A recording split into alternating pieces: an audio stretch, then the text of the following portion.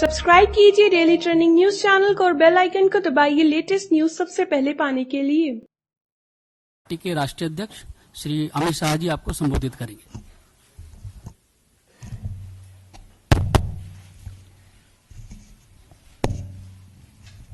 मित्रों, आप सभी का आज की प्रेस वार्ता में स्वागत है। कल बंगाल में जो घटनाएं हुई है उस पर चिंता व्यक्त करने के लिए और वास्तविक परिस्थिति से आप लोगों को अवगत कराने के लिए ये प्रेस वार्ता का आयोजन किया है। अब तक चुनाव के 6 चरण समाप्त हो चुके हैं।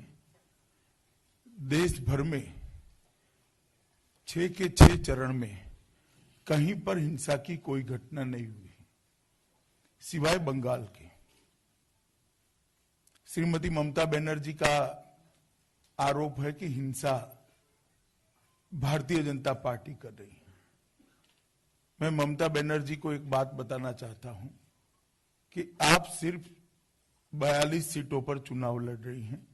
भारतीय जनता पार्टी देश के हर राज्य में चुनाव लड़ रही है और हर राज्य में अलग अलग पार्टियों के खिलाफ, कांग्रेस पार्टी के खिलाफ, स्थानीय दलों के खिलाफ हमारा मुकाबला है, मगर कहीं पर भी हिंसा नहीं होती है। और 6 के 6 चरण में बंगाल में हिंसा होती है, इसका मतलब ही होता है कि हिंसा का कारण तृणमूल कांग्रेस है, भारतीय जनता पार्टी नहीं है। अगर भारतीय जनता पार्टी हिंसा करती तो हर राज्य में होनी चाहिए थी। और आप लोगों के टीवी मीडिया के फुटेज भी आप देख लीजिए। 6 के 6 चरण के कंपाइलेशन कर बंगाल की जनता को दिखाना चाहिए कि किस प्रकार से लोकतंत्र का गला बंगाल के अंदर घोंटा जा रहा है। मैं कल की घटना की बात करूंगा। कल भारतीय जनता पार्टी का रोड शो था। रोड शो के पहले ही 3 घंटे पहले भारतीय जनता पार्टी ने जो पोस्टर बैनर्स लगाए थे उनको हटाने का कार्यक्रम रखा गया, अधिकृत रूप से रखा गया। पुलिस मुख्य दर्शक बनकर खड़ी रही। वहां पर संघर्ष कर हमारे कार्यकर्ता को उकसाने का प्रयास किया गया, मगर कुछ नहीं हुआ। प्रधानमंत्री के पोस्टर फाड़े गए, मेरे पोस्टर फाड़े गए, भारतीय जनता पार्टी के प्रत्याशियों के पोस्टर उखाड़े गए, फिर भी भारतीय जनता पार्टी के कार्यकर्ताओं ने शांति रखी। रोड शो चालू हुआ। रोड शो के अंदर जिस प्रकार का अभूतपूर्व जन समर्थन कोलकाता की जनता का मिला, वो आप इसके फुटेज देखकर जान सकते हो। कम से कम 2-2.5 लाख लोग 7 किलोमीटर लंबे रोड शो के अंदर फैले हुए थे। 1 इंच भी जगह खाली नहीं थी। वहां कोई हिंसा का वातावरण नहीं था। 2.5 घंटे तक बहुत अच्छे तरीके से रोड शो हुआ। हमला एक नहीं हुआ है, 1, 2, 3 हमले हुए हैं। और तीसरे हमले में आगजनी, पथराव और बोतल के अंदर केरोसिन डालकर सुलगाकर डालने का घटना भी हुआ। सुबह से पूरे कलकत्ता के अंदर ये रूमर थी कि यूनिवर्सिटी के अंदर से कुछ लड़के आकर दंगा करेंगे। पुलिस ने ना किसी को अरेस्ट किया, ना वहां पर कोई सिक्योरिटी की व्यवस्था की, ना उनको रोकने का प्रयास किया। और जितने भी पथराव करने वाले लोग थे वो अंदर की ओर थे, हम लोग रिसीविंग एंड पर थे। मैं आपको कुछ फोटोग्राफ दिखाना चाहता हूं कि किस प्रकार का दृश्य बना था। आपको इसकी कॉपी भी दी जाएगी। ये फोटो है जो मेरे रोड शो पर पथराव किया गया, जिसमें सीआरपीएफ के बचाव करने के साधन से बचता हुआ मैं स्पष्ट दिख रहा हूं और नीचे आगजनी भी हो रही है। आप लोगों को इसके फोटोग्राफ सबको हम दे देंगे। दूसरा फोटोग्राफ है जो आरोप लगा रही है टीएमसी के ईश्वर चंद्र विद्यासागर जी के पुतले को तोड़ा गया। आप देख रहे हैं दंगे के बाद की ये तस्वीर है जिसमें गेट इंटैक्ट है। हम तो रोड के बाहर थे, अगर गेट इंटैक्ट है तो अंदर जाकर किसने तोड़ा?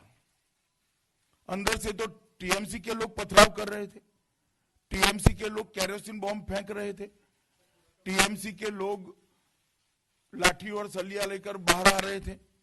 गेट अगर टूटा नहीं है, गेट बंद है, तो ईश्वर चंद्र विद्यासागर जी की प्रतिमा जो कॉलेज के अंदर है, इसको किसने तोड़ा? भारतीय जनता पार्टी के कार्यकर्ता अंदर थे ही नहीं, सारे के सारे बाहर थे, बीच में पुलिस थी, किसने तोड़ा? ये झूठे प्रकार की सिंपैथी कलेक्ट करने के लिए ममता बनर्जी के कार्यकर्ताओं ने ही ईश्वर चंद्र विद्यासागर की प्रतिमा को तोड़कर एक नाटक और एक षड्यंत्र रचने का काम किया है। ये तस्वीरें बहुत साफ कर रही, वीडियोग्राफी भी कई चैनलों के पास उपलब्ध है और मेरा सभी प्रचार माध्यमों से निवेदन है कि अपने अपने फुटेज सार्वजनिक करें। गेट टूटा ही नहीं, भाजपा के कार्यकर्ता रोड पर थे, टीएमसी के कार्यकर्ता अंदर थे, प्रतिमा अंदर थी, कैसे तोड़ा गया प्रतिमा को? और तीसरी तस्वीर है जहां ईश्वर चंद्र विद्यासागर जी का प्रतिमा रखा था, इसकी तस्वीरें, ये 2 कमरों के अंदर है, कोई बाहर सार्वजनिक रूप से नहीं लगा हुआ है। ये ट्रिब्यून अखबार का तस्वीर है, 2 कमरों के अंदर ये प्रतिमा लगी हुई। अब मेरा सवाल इतना ही है, 7:30 बजे की घटना है, कॉलेज बंद हो चुकी थी, सारा लॉक हो गया था, ये किसने खोला कमरा? कमरे किसने खोले? किसके पास चाबी होती है? कॉलेज पर किसका प्रशासनिक कब्जा है? टीएमसी का है। वोट बैंक की राजनीति करने के लिए इतने लब्ध प्रतिष्ठ शिक्षा शास्त्री के पुतले को तोड़ना, मैं मानता हूं टीएमसी की उल्टी गिनती शुरू हो चुकी है। बंगाल की जनता भी ये जाननी चाहिए, ये कमरे के अंदर जो प्रतिमा थी, तो कमरे की चाबी किसने दी? ताला भी नहीं टूटा है, चाबी कहां से आई? किसके पास आई? भाजपा के कार्यकर्ताओं के पास कैसे चाबी आ सकती है, जबकि भाजपा के कार्यकर्ता रोड पर थे? वो सारी घटनाएं, सारे सबूत इंगित करते हैं कि ईश्वर चंद्र विद्यासागर जी की प्रतिमा को टीएमसी के गुंडों ने तोड़ा है, हारी हुई बाजी जीत में पलटने के लिए तोड़ा है। दूसरा, बंगाल का जिस प्रकार से 6 चरण में चुनाव चला है, ये सुनिश्चित हो गया है कि बंगाल के अंदर टीएमसी चुनाव हारने जा रही। और मैं बंगाल के अंदर कई सीटों पर सभा कर आया हूं, 16 सभाएं मेरी अब तक हुई है, प्रधानमंत्री जी की भी हुई, हमारे वरिष्ठ नेताओं की भी। जिस प्रकार का जन सैलाब वहां हमें देखने को मिला है, हमें मालूम है कि बंगाल की जनता किस ओर जा रही है। और मैं आज आपको ये बताना चाहता हूं कि जब पंचायत के चुनाव थे तब भी, ये कोई नई बात नहीं, मगर पंचायत के चुनाव थे, इतना हाईलाइट नहीं हुआ। पंचायत के चुनाव में 60 पॉलिटिकल एक्टिविस्टों की हत्या कर दी गई। देश भर में कोई चुनाव ऐसा नहीं हुआ होगा जहां 60 पॉलिटिकल एक्टिविस्टों की हत्या होगी।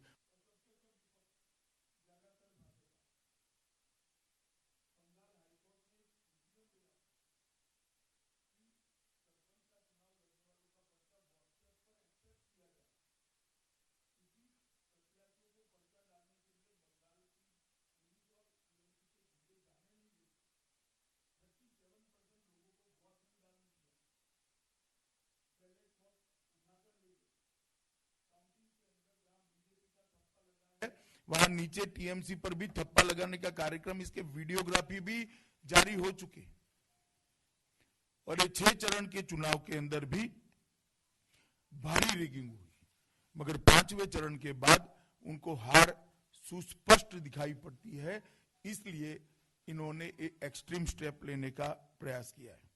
मैं आज इस प्रेस वार्ता के माध्यम से चुनाव आयोग को भी कहना चाहता हूं कि जहां व्यवस्थाएं ठीक है वहां तो चुनाव ठीक हो रहे, जहां रेगिंग करने का प्रयास हो रहा है बंगाल के अंदर चुनाव आयोग मूक प्रेक्षक बना हुआ है। चुनाव आयोग ने तुरंत इंटरवीन करना चाहिए। देश भर के अंदर जो हिस्ट्री सीटर होते हैं, पैरोल फरलो कुदाकर जो लोग आए हैं और जो लोग फरार हैं, उनको चुनाव के दिन अरेस्ट किया जाता है। बंगाल के अंदर 107 का बॉन्ड लेकर उनको छोड़ दिया जाता है। ये दो स्टैंडर्ड चुनाव आयोग ने क्यों बनाए? बंगाल के अंदर एक भी जगह हिस्ट्री सीटरों की अरेस्ट नहीं हुई। क्यों चुनाव आयोग चुप बैठा है? उनके ऑब्जर्वर क्या कर रहे हैं?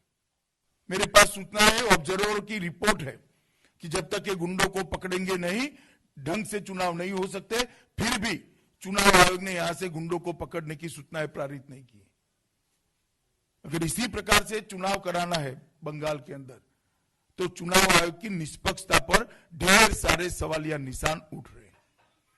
और मित्रों, मैं अभी भी चुनाव आयोग को आपके माध्यम से अपील करना चाहता हूं कि एक चरण बचा है, कम से कम एक चरण के अंदर बंगाल के अंदर निष्पक्ष चुनाव हो, इसके लिए करना चाहिए। 2 दिन पहले दीदी ने सार्वजनिक रूप से धमकी दी कि मैं बदला लूंगी। भाषण में धमकी दी। क्यों संज्ञान नहीं लिया चुनाव आयोग ने? उनके प्रचार पर क्यों बैन नहीं किया गया? और ममता दीदी ये मानती है कि हिंसा का कीचड़ फैलाकर वो चुनाव जीत लेगी। तो मैं उनको कहना चाहता हूं, ममता दीदी, आयु में आप मुझसे जरूर बड़ी हो, अनुभव मुझे आपसे ज्यादा है। चुनाव लड़ने का, लड़ाने का मैं आपको सलाह देना चाहता हूं।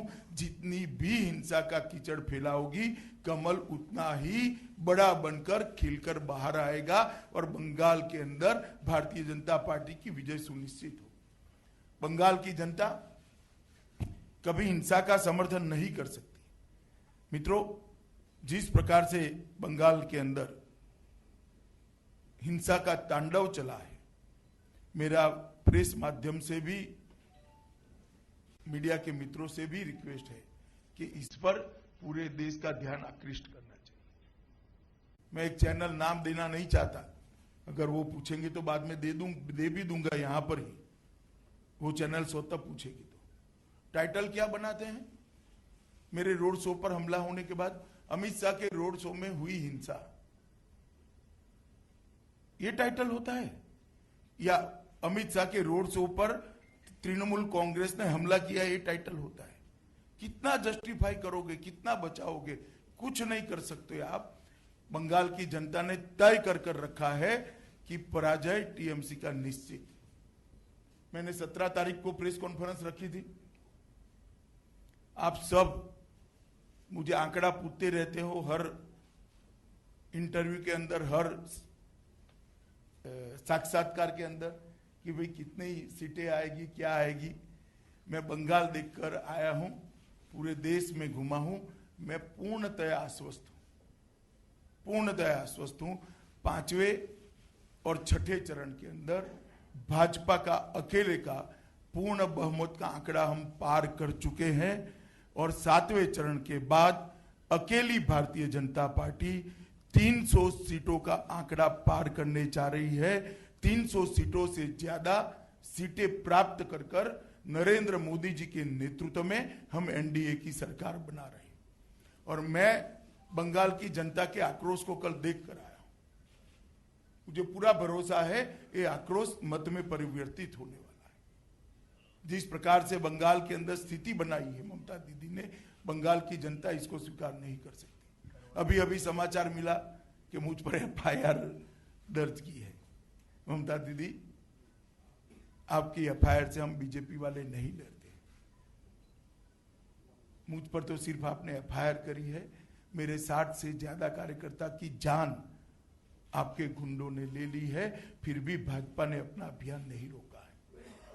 अगर आप ये संदेश देना चाहती हैं कि मुझ पर एफआईआर कर 7वें चरण के चुनाव में भारतीय जनता पार्टी का कार्यकर्ता डर जाएगा, मैं आपको सुनिश्चित करना चाहता हूं, मैं आपको गारंटी देना चाहता हूं, भारतीय जनता पार्टी का कार्यकर्ता और बंगाल की जनता और जुनून के साथ और जोश के साथ और आक्रोश के साथ आपको हटाने के लिए मतदान करने जा रहे हैं। आप 23 तारीख तक का राह देखिए ममता दीदी, आपके दिन समाप्त हो चुके हैं। अब आप सवाल पूछ सकते हैं।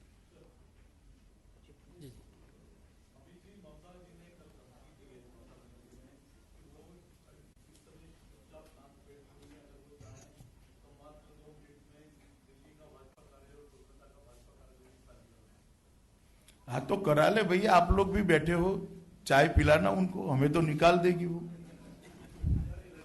पॉलमी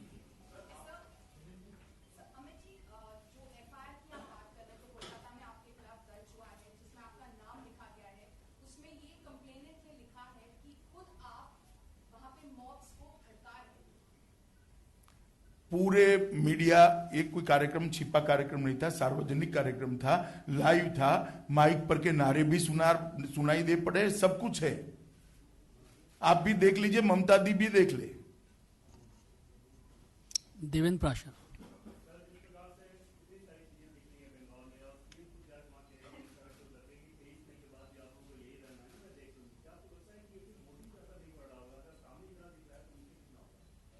नहीं देखिए, इन्होंने धमकी देने की भाषा और धमकी देने की संस्कृति को अपनाया है, और शुरू में उनको सफलता मिली, सब इग्नोर करते थे, मगर अब बंगाल की जनता उनको बदलने का मन बना चुकी है।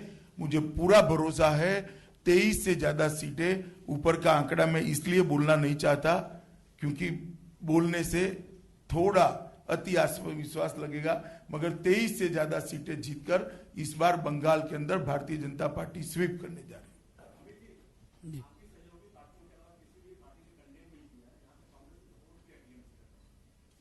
तो मैं तो कहता हूं कांग्रेस और टीएमसी दोनों एक साथ ही है। हमारी सहयोगी पार्टियों ने कहा, कल जदयू ने भी किया है, आपका ध्यान नहीं गया। अभी शिवसेना ने प्रेस कॉन्फ्रेंस करी है और सुखबीर सिंह बादल और सरदार प्रकाश सिंह बादल के भी बयान आए। नहीं तो वो क्यों करेंगे भाई, वो तो सब गठबंधन के अंदर है।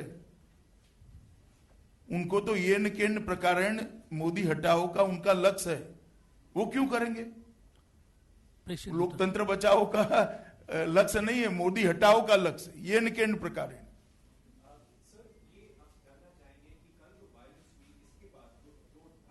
पहले वायलेंस नहीं हुए, हमला हुआ है भैया। हाँ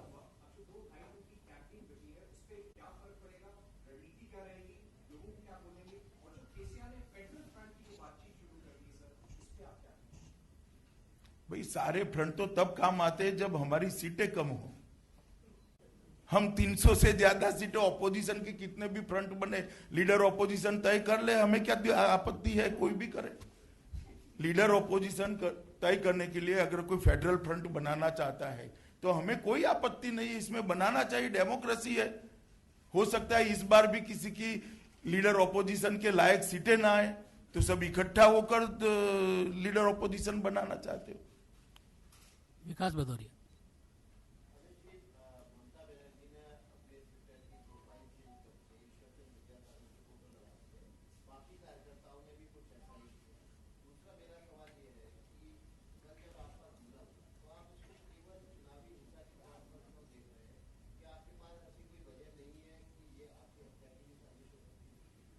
देखिए, मैं इतना ही कहना चाहता हूं, कल अगर सीआरपीएफ न होती तो वहां से बचकर निकलना मेरे लिए बहुत मुश्किल था।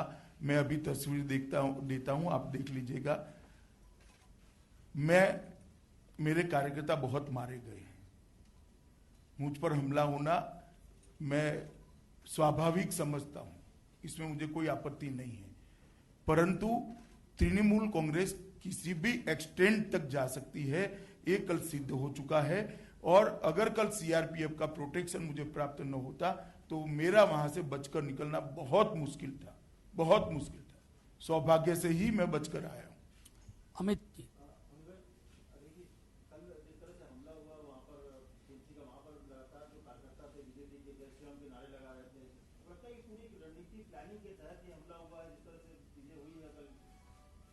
नहीं, सुनिश्चित रूप से अगर कुछ छिपाना नहीं है तो मैं ममता जी को कहता हूं कि इसकी एक बार किसी न्यूट्रल एजेंसी से दिल्ली कलकत्ता हाईकोर्ट या सुप्रीम कोर्ट बनाए ऐसी एसआईटी से जांच करा ले जरा, अगर कुछ छुपाना नहीं है तो। अगर अपनी पुलिस से ही अपनी तरह से ही इन्वेस्टिगेशन कर रहा है तो कराए, 23 तारीख के बाद देखा जाएगा इसको।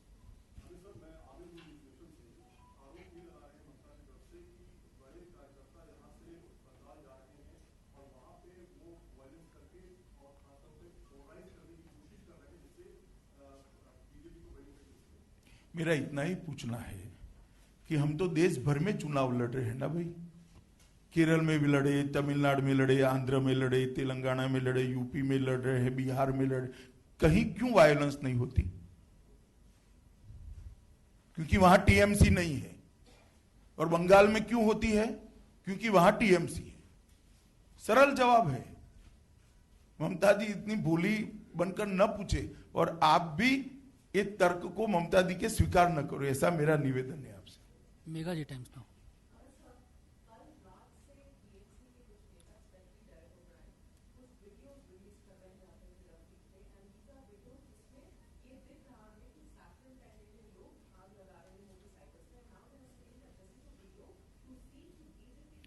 मगर मोटरसाइकिल हमारी है मेगा जी, हमारी मोटरसाइकिल हम जलाएंगे। सारे नंबर दिखवा दीजिए।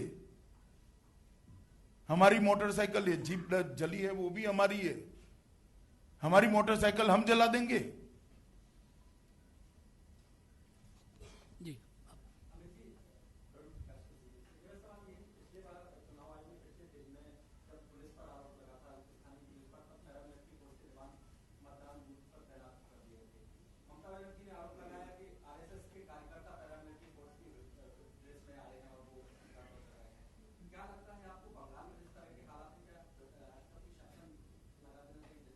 हमारी ऐसी कोई मांग नहीं, राष्ट्रपति शासन लगाने की जरूरत नहीं है। ये शासन वैसे ही 23 को समाप्त होने जा रहा है, जनता ही समाप्त कर देगी। नीलू रंजन।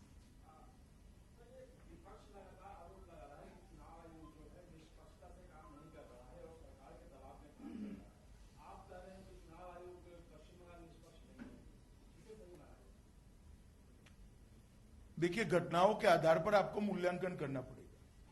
बीजेपी रूल स्टेट में कहीं पर भी 16 के 16 स्टेट में कहीं पर इस प्रकार की घटना आपके नजर के सामने आई है क्या? आई है तो बताइए मुझे, हाँ या ना कहिए। रैगिंग की फरियाद भी हुई है तो कौन कर रहा है और किसकी फेवर चुनाव आयोग कर रहा है? क्यों अकेले टीएमसी रूल स्टेट के अंदर ही होता है? कई प्रकार के शासन है देश के अंदर। उड़ीसा के अंदर नवीन बाबू का शासन, कहीं इस प्रकार की घटनाएं नहीं हुई भाई कि प्रधानमंत्री जी की रैली हो, दूसरे दिन हमारे कार्यकर्ता को लटका दिया जाए कि क्यों जमीन दी रैली के लिए। और वो मुझे कहती है कि अमित शाह भगवान नहीं। मैं तो नहीं हूं दीदी, आप मत समझिए अपने आप को भगवान। पायल जी।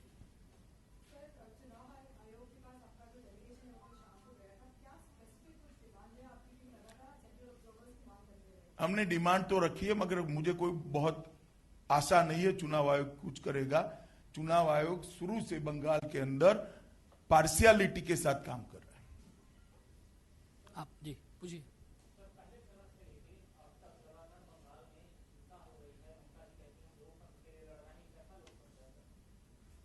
भाई तेरे सवाल का एड्रेस गलत है।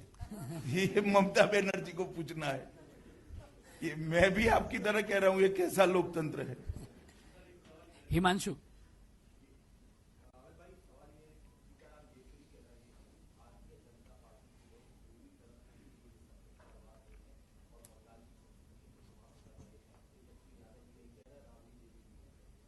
नहीं, आप उनसे और क्या अपेक्षा करते हो?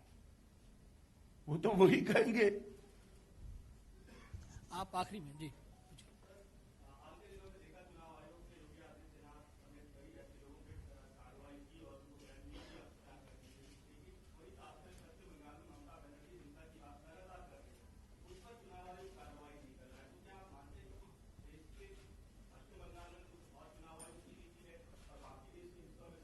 मैं कह चुका हूं ऑलरेडी पहले कि पश्चिम बंगाल के और बाकी देश के चुनाव के स्टैंडर्ड्स चुनाव आयोग ने अलग अलग रखे हैं।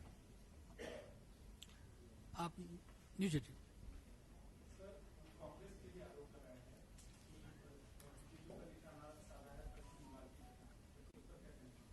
कुछ नहीं कहना है भाई, देखो ये सारे लोग इकट्ठा होकर भाजपा के खिलाफ चुनाव लड़ रहे हैं, तो कोई तबला बजाएगा, कोई सारंगी बजाएगा, कोई हारमोनियम बजाएगा, इसमें आप इतना आश्चर्यचकित क्यों हो रहे हो? जी आप आगे से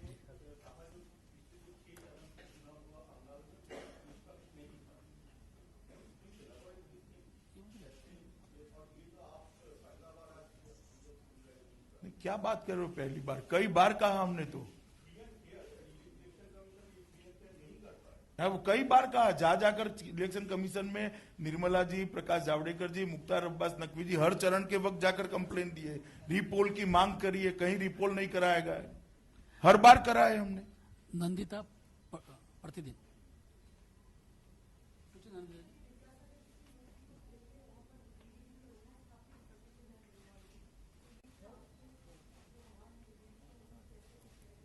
नहीं, मेरे मन में भी फ्रस्ट्रेशन है कि टीएमसी वोट बैंक की राजनीति के कारण ईश्वर चंद्र विद्यासागर की मूर्ति को कैसे तोड़ सकती, मैं भी फ्रस्ट्रेट हूं, इसीलिए मैं आज आपके सामने आया,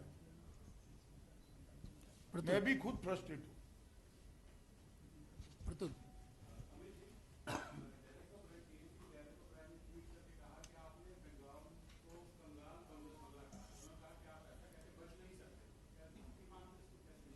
मैंने ऐसा नहीं कहा, मैंने ऐसा कहा कि दीदी के रूल में सोनार बांग्ला की जगह कंगाल बांग्ला बनने की दिशा में बंगाल जा रहा है, और मैं कल फैक्ट एंड फिगर भी देकर आया हूं। डायरेक्ट कॉबरे जरा इसका जवाब दे। बहुत बहुत धन्यवाद सब। Thank you.